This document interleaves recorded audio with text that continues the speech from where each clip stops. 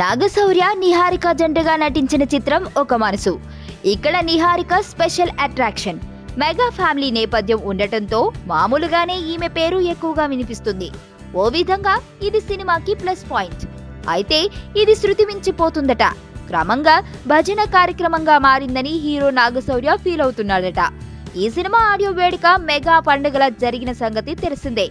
అక్కడ శౌర్య ఊసేలేదు. ఆ తర్వాత హీరోయిన్లు ఒక ఇంటర్వ్యూ ఇచ్చాడట. ఆ తర్వాత హీరోయిన్లు ఒక ఇంటర్వ్యూ ఇచ్చారట. ఇందులోనూ మెగా భజనే ఎక్కువైందట. సినిమా గురించి అడగడం మానేసి మెగా ఫ్యామిలీలోని పెదనాన్న, నాన్న, బాబాయ్, అన్నయ్య ఇలా ఒకటే తంతు సాగిందట. దాంతో చికాకైపోయిన శౌర్య ఇక ఈ సినిమాకి సంబంధించిన ప్రమోషన్ కార్యక్రమంలో పాల్గొకపోవడమే ఉత్తమమని నిర్ణయించుకున్నాడట. సింగిల్ గా రమ్మంటే ఓకే, అలా కాని పక్షంలో నన్ను ఇంటర్వ్యూకు పిలవడం మానేయండి అంటూ కాస్త చిరాగ్గానే చిత్ర నిర్మాతలకు చెప్పేశాడని టాక్ వినిపిస్తోంది.